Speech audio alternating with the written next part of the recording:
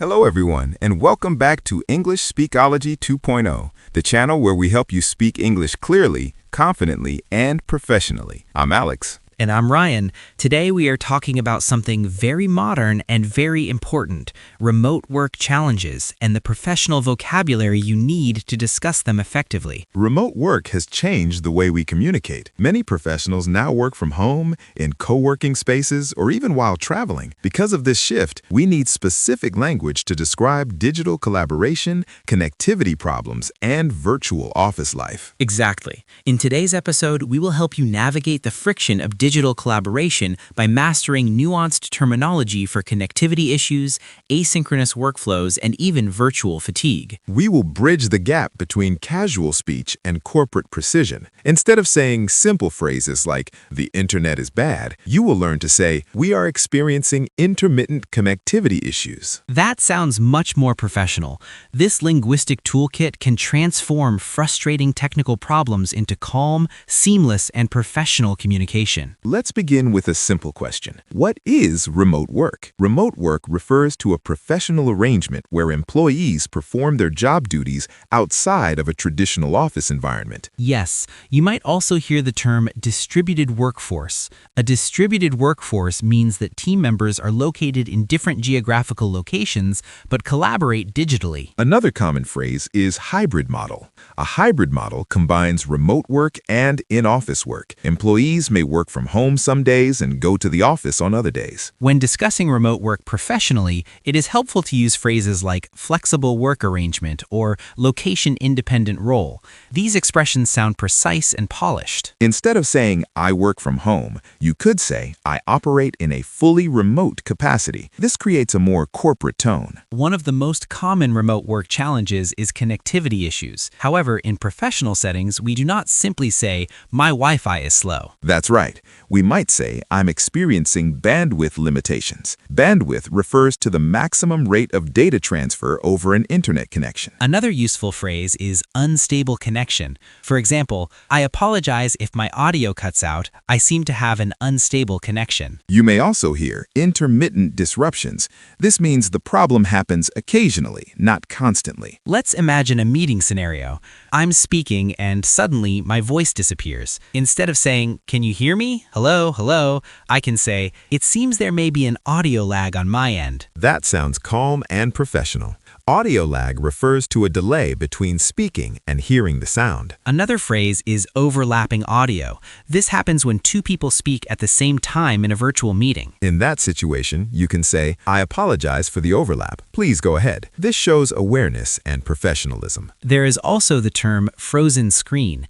Instead of shouting, "You're stuck," you can say, "Your video appears to be frozen momentarily." Or even better, "It seems your video feed has paused momentarily." That sounds more diplomatic. Now, let's discuss another important concept, synchronous and asynchronous communication. Synchronous communication happens in real time. Examples include video conferences, phone calls, or live chat sessions. Asynchronous communication does not happen in real time. Emails, recorded video messages, and project management comments are asynchronous. In remote teams, asynchronous workflows are very common, especially when colleagues are in different time zones. Instead of saying, "She didn't reply quickly," you can say, "We are operating in an asynchronous workflow due to time zone differences." That sounds much more professional and less emotional. Another useful phrase is delayed response window. For example, "Please allow a 24-hour response window due to time zone constraints." Time zone constraints is another excellent expression.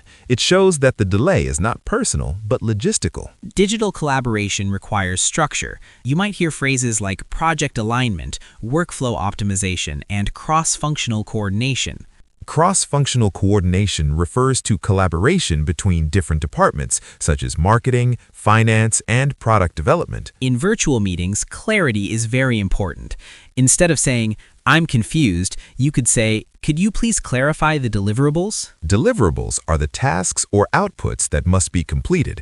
That word is extremely common in corporate English. Another useful word is milestone. A milestone is a significant stage in a project timeline. You might say, we need to reach this milestone by the end of the quarter. If deadlines change, instead of saying the deadline changed, you can say there has been a shift in the project timeline. Or even better, the deadline has been revised. That sounds very polished. Shifting deadlines can create stress, but language can reduce tension. Instead of saying, why is this late? You might say, could you provide an updated timeline for completion? That is much more diplomatic. If you need more time, you can say, I would like to request an extension due to competing priorities. Competing priorities means you have multiple urgent tasks at the same time.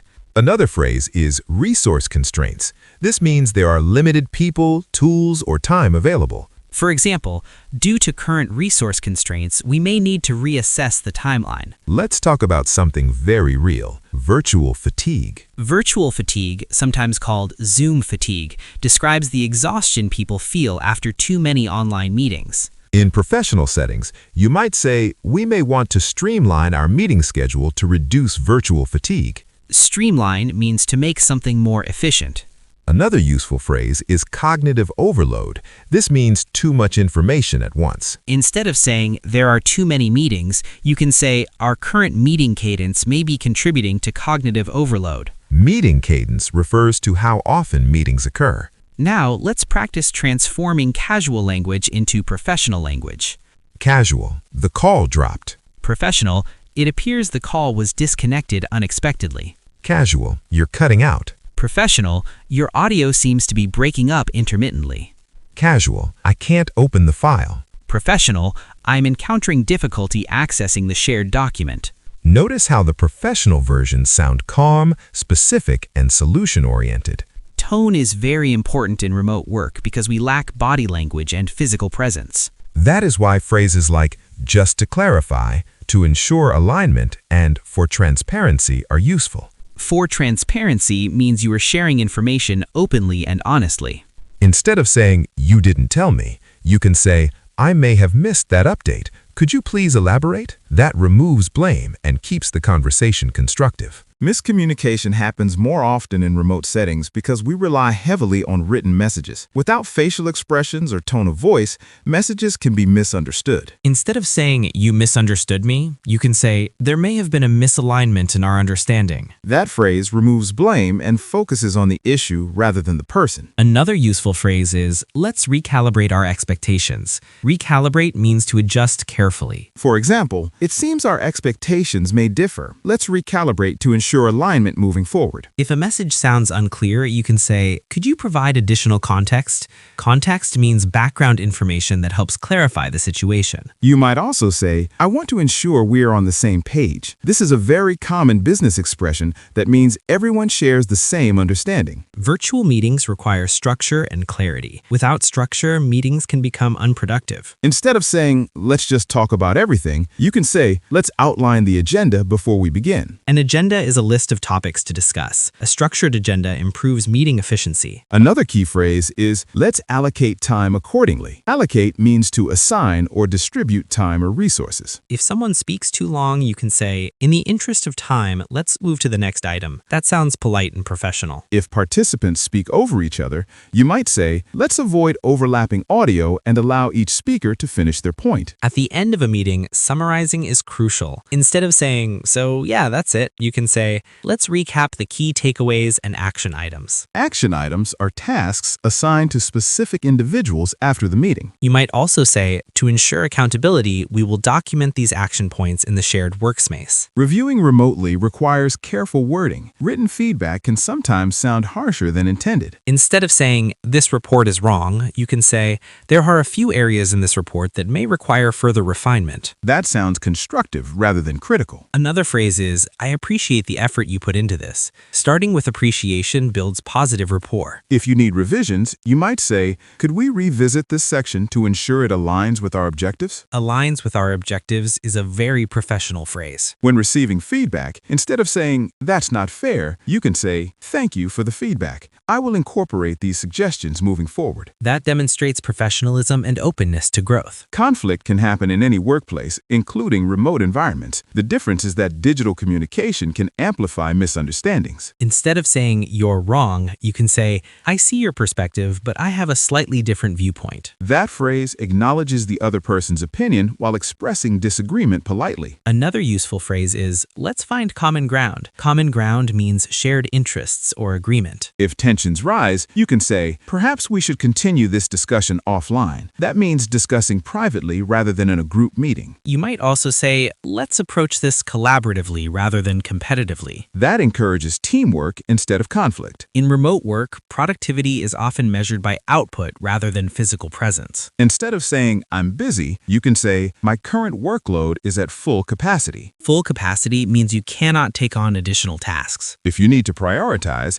you can say, let's determine which tasks are mission critical. Mission critical means extremely important. Another phrase is, we need to optimize our workflow. Optimize means to improve efficiency. You may also hear performance metrics. These are measurable indicators of productivity. For example, we will evaluate progress based on established performance metrics. Remote teams rely on digital tools like video conferencing platforms, project management systems, and cloud storage. Instead of saying, check the app, you can say, please refer to the shared dashboard for updates. A dashboard displays important information in one place. Another phrase is real-time collaboration. This refers to multiple people working on the same document simultaneously. If someone forgets to update a document, you might say, could you ensure the latest version is uploaded to the shared drive? That avoids confusion caused by outdated files. Email communication is essential in remote work. Tone and clarity are extremely important. Instead of starting with hey in formal settings, you might say, I hope this message finds you well. If you need something urgently, you can say, this matter requires prompt attention. Let's imagine we are presenting to a client. I'm sharing my screen and suddenly the video freezes. Instead of panicking, you might say, it appears my screen share is temporarily frozen. Please allow me a moment to reestablish the connection. That sounds much better than saying, oh no, it's not working. Exactly. If your audio starts cutting out, you can say, I apologize if my audio is breaking up. I seem to be experiencing intermittent connectivity issues. If the problem continues, I might say, to ensure continuity, I will forward the presentation deck via email while we resolve the technical disruption. Notice how solution-oriented that sounds. You acknowledge the problem and immediately offer an alternative. If the client's video freezes, instead of saying, you're stuck, I can say, it seems your video feed may have paused momentarily. This keeps the tone respectful and professional. Now imagine a team meeting where multiple people start speaking at once.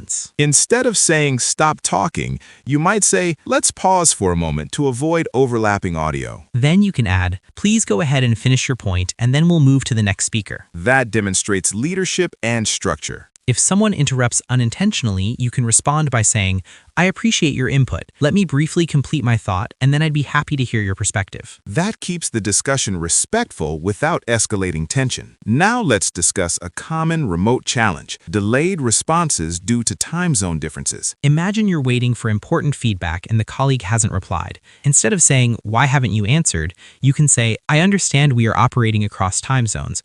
Could you please confirm your availability for reviewing this document? That acknowledges the asynchronous workflow. If you need to set expectations, you might say, to maintain project momentum, let's establish a 24-hour response window for urgent matters. Maintain project momentum is an excellent phrase because it focuses on progress rather than frustration. If you are the one responding late, you could say, thank you for your patience. Due to time zone constraints, I'm just now reviewing your message. That demonstrates accountability and professionalism. Let's imagine a project deadline needs to be extended. Instead of saying we can't finish on time, you can say say, due to competing priorities and current resource constraints, we may need to reassess the project timeline. That language sounds strategic rather than negative. If you need an extension, you might say, I would like to propose a revised deadline to ensure the final deliverable meets our quality standards. Notice how that emphasizes quality instead of delay. If a manager asks about progress, instead of saying we're behind, you can say we are slightly behind schedule, but we are implementing corrective measures to realign with the original timeline. Corrective measures and realign are powerful corporate expressions. Now let's role-play giving feedback. Ryan, imagine I reviewed your report. Okay, I'm ready. Ryan, I appreciate the effort you invested in this report. There are a few sections that may benefit from additional clarification to ensure alignment with our objectives. That sounds supportive rather than critical. If I need a revision, I might say, could we revisit the data analysis section to enhance accuracy and strengthen the overall impact? If I receive that feedback, I can respond professionally by saying, thank you for the constructive feedback. I will incorporate these suggestions and provide an updated version shortly. That shows openness and maturity. Now, let's address virtual fatigue. Suppose the team feels overwhelmed by too many meetings. Instead of saying we have too many calls, you can say our current meeting cadence may be contributing to cognitive overload. That phrase shifts the focus to efficiency. You might also say, perhaps we can streamline our communication channels and reduce redundant meetings. Reduce redundant meetings sounds proactive and solution-focused. If you personally feel exhausted, you can say, to maintain long-term productivity, I'd like to ensure we're operating within a sustainable workload framework. That communicates concern without complaining. Now let's imagine a disagreement about project direction. Instead of saying, you're wrong, you could say, I see the value in your proposal. However, I'd like to explore an alternative approach that may better align with our strategic objectives. That acknowledges the other perspective while presenting a different viewpoint. If tension increases, you might say,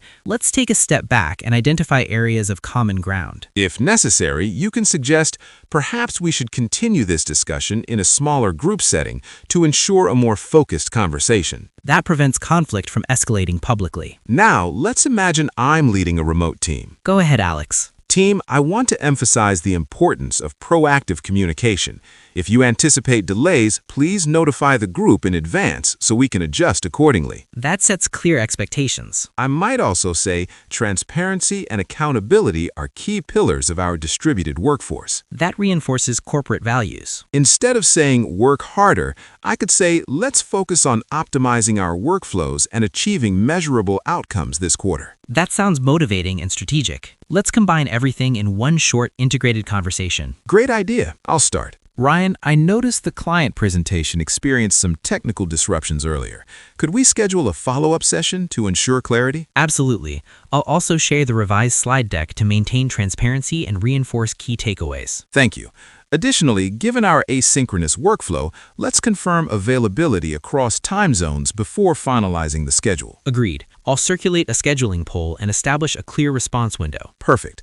Let's also recap today's action items to maintain accountability and project momentum. Sounds good. I'll document everything in the shared workspace and provide an update within 24 hours. We transformed casual speech into precise corporate communication. We learned how to handle connectivity issues, asynchronous workflows, shifting deadlines, virtual fatigue, conflict resolution, and leadership communication. Most importantly, we discovered how vocabulary shapes perception.